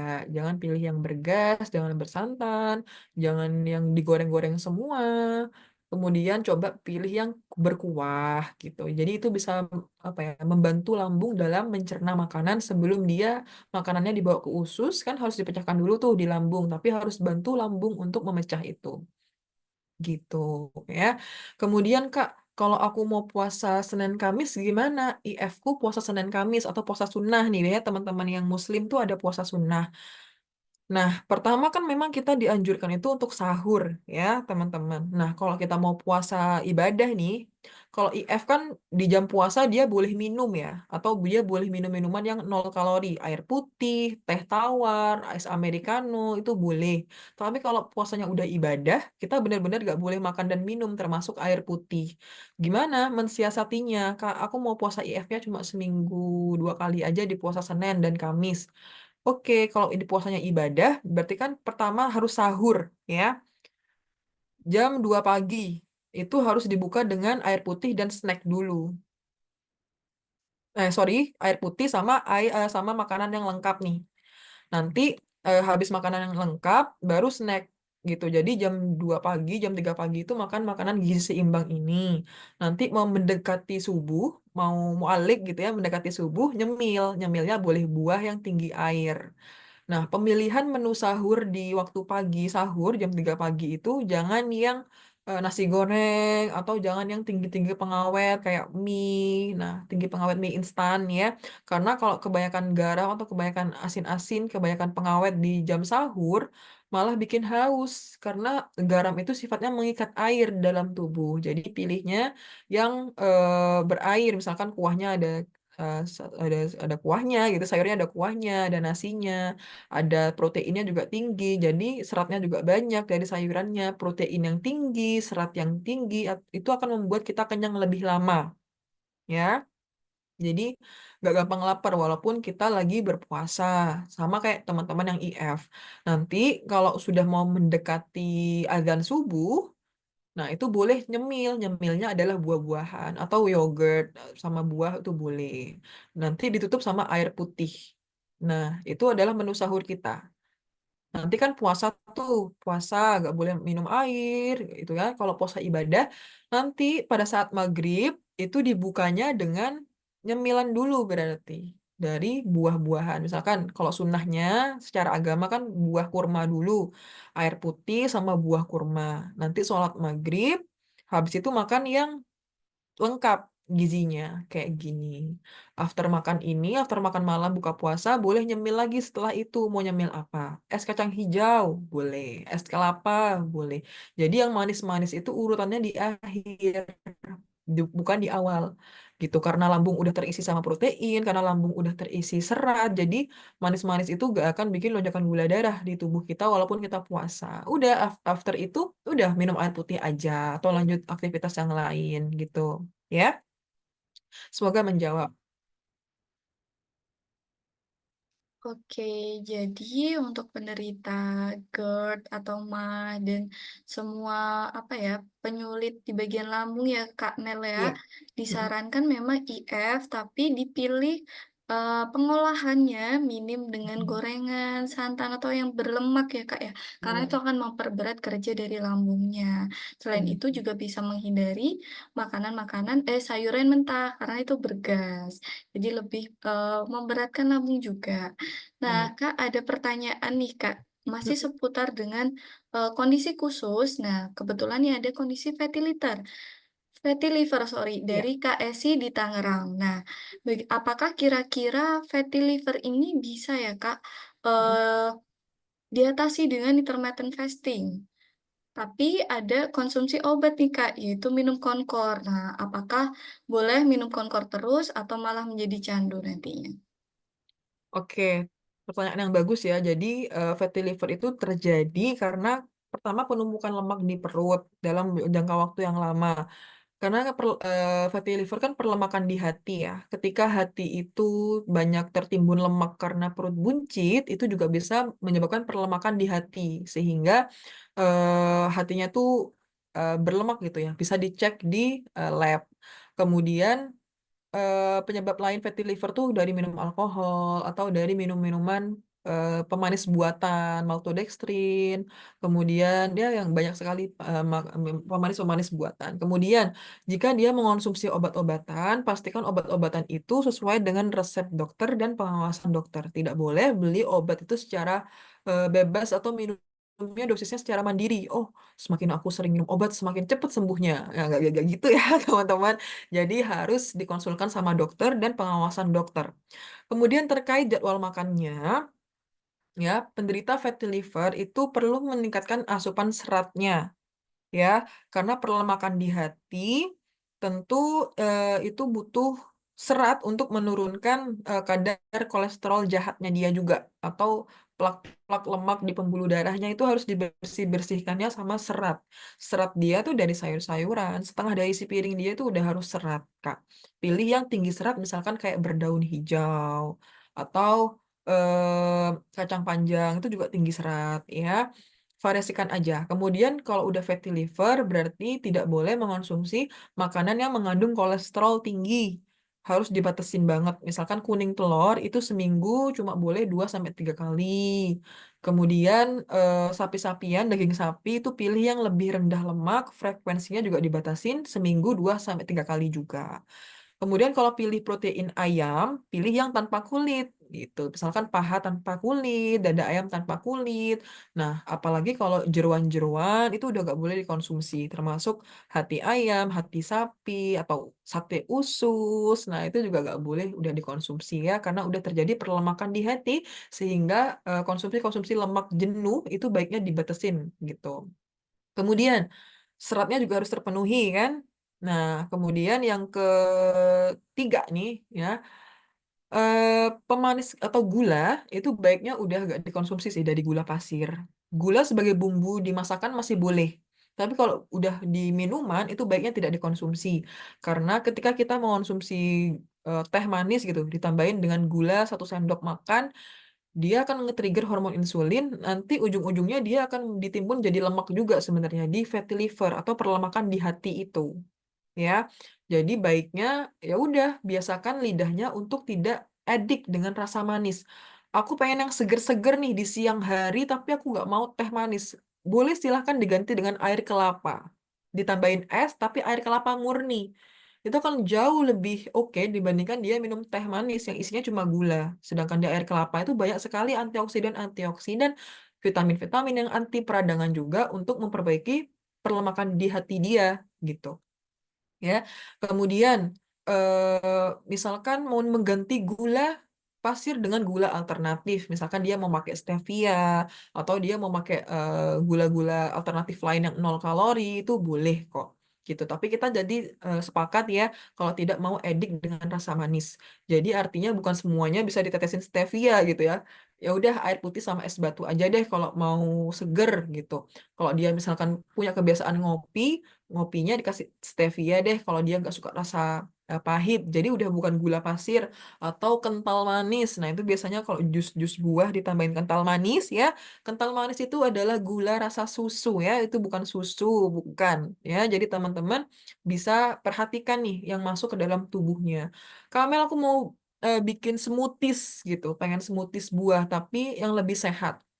Ya udah silahkan, misalkan nih smoothies pisang, pisang itu dibekuin gitu, dibekuin sama stroberi, nanti di blendnya sama yogurt sama susu gitu, itu kan udah jadi smoothies yang sehat. Manisnya adalah manis alami dari buah, susunya juga susu sapi yang tinggi protein. Misalkan pilih yang susu skim lebih rendah lemak, boleh silahkan. Jadi pilih-pilih makanannya gitu ya. eh itu sih dari aku tentang fatty liver, harus penuhi seratnya juga sama ikuti jadwal makan ideal ini ya. Gitu. Semoga membantu dan semoga bermanfaat. Oke, dari Kak Esi, jadi begitu ya Kak. Mm-mm. Eh, Ketika memiliki fatty liver atau dengan kondisi fatty liver untuk suaminya, bisa menerapkan saran dari Kak Mel. Pertama, harus meningkatkan konsumsi seratnya dari sayur dan buah, kemudian menghindari makanan dengan sumber lemak jenuh seperti jeroan, otak ya Kak ya, Iya. daging, Mm-mm. ayam. Nah, berpindah ke protein-protein yang minim lemak jenuh. Terus kemudian menghindari, pemanis ya, Kak, ya. Iya, benar. Sehingga tidak menambah kondisi fatty liver-nya itu tadi. Oke, ada pertanyaan tambahan, Kak, dari Kak Angel. Boleh. Tadi Iya. Kakak sempat menyebutkan ketika kita lapar atau craving, ketika memulai IF, nah Mm-mm. baiknya adalah mengisinya dengan air sampai Mm. kembung. Nah, karena itu hanya lapar tipuan. Nah, gimana nih Kak, kalau misal Mm-mm. airnya itu kita ganti dengan kopi seperti americano atau teh yang no sugar, atau boleh ditambah dengan stevia seperti kata Kakak tadi, kan stevia yang seperti kita tahu dia 0 kalori. Ataukah itu benar dan apakah itu membantu program IF kita? Mungkin boleh dijawab, Kak. Oke, jadi pertama kita itu harus memprioritaskan air putih dulu ya. Jangan sampai kopinya lebih banyak dibandingkan air putihnya ya teman-teman. Apalagi kalau di ruangan ber-AC, itu tubuh kita itu rentan dehidrasi. Jadi butuh cairan tuh lebih banyak ya. Pertama kalau mau mengganti es americano gitu. Misalkan IF-nya kan di jam puasa itu kan cuma boleh air putih karena dia 0 kalori gitu. Kemudian diganti americano atau kopi pahit. Itu kan kopi kan juga 0 kalori ya. Kalau kita perut kosong atau dalam keadaan puasa tuh lama banget, tiba-tiba minum kopi, itu khawatir malah asam lambungnya naik gitu. Tapi aku baik-baik aja, Kak. Pagi-pagi langsung ngopi, iya sekarang. Nggak tahu nanti kalau tiba-tiba lapisan lambungnya tuh udah semakin tipis gitu ya, nanti malah luka lambungnya dalam jangka panjang, teman-teman. Jadi saranku sih kalau mau ngopi itu after snacking lah, setidaknya setelah makan pisang kah atau setelah makan apa gitu. Jadi harus makan dulu baru ngopi. Jadi gak dalam perut kosong. Itu yang pertama. Kemudian kalau menggantikan dengan stevia gimana Kak? Misalkan aku mau minum teh nih di pagi hari, tapi teh melati gitu yang ngerileks bikin rileks gitu. Pakai stevia itu boleh nggak? Boleh. Jadi stevia itu adalah ekstrak dari daun Stevia ribaudiana ya. Jadi dia memang memberikan rasa manis. Jadi daun stevia itu punya senyawa yang memberikan rasa manis di lidah kita. Dan manisnya dia itu 400 lebih tinggi dibandingkan gula pasir, walaupun dia 0 kalori, karena senyawa tadi itu yang bikin manis di lidah. Tapi ketika dia masuk ke tubuh itu dia nggak membuat gula darah kita naik, karena hanya rasa di lidah aja, gak keserap di tubuh. Dia gak mengandung karbohidrat kayak gula pasir gitu. Makanya setetes aja itu udah cukup manis tuh untuk kita gitu. Karena rasa manisnya tuh lebih tinggi dibandingkan gula pasir. Jadi stevia itu bisa menjadi alternatif pengganti gula pasir teman-teman semua untuk memberikan rasa manis tanpa membuat lonjakan gula darah tinggi di tubuh gitu. Nah, kemudian kalau stevia itu pemanis alami, jadi dia beda dengan pemanis kimia buatan gitu. Jadi bisa kok lebih baik dibandingkan pemanis buatan kimia stevia. Kemudian batas batas banyaknya stevia itu berapa? Batasnya stevia itu 3 miligram per kilogram berat badan. Jadi misalkan berat badannya 50 kilo. Nah, maksimal minum stevia itu 3 mili kali 50, 150 miligram per hari. Nah, aku rasa kita nggak mungkin sebanyak itu ya. Stevia 150 mili itu terlalu banyak karena setetes aja itu udah cukup manis buat kita gitu. Jadi stevia bisa jadi alternatif pilihan pengganti gula teman-teman untuk bisa kontrol gula darah, bisa bantu turun berat badan juga gitu ya. Oke, buat Kak Angel dari Depok, namanya Angel, insya Allah ini perempuan ya. Ketika banyak konsumsi kopi, teh itu juga kita khawatir terhadap anemia ya Kak Mel ya. Karena Benar. cewek kan, sebagai perempuan kita memiliki resiko yang tinggi terhadap kejadian anemia karena kita ada menstruasi. Ya, ketika kita banyak konsumsi americano, teh yang mengandung tanin, kafein, dikhawatirkan zat besinya itu tertangkap oleh Benar. si tanin dan kafein ini tadi. Jadi benar kata Kak Mel, lebih baik konsumsi air putih kalau bisa. Nah, mungkin ini jadi pertanyaan penutup ya Kak Mel.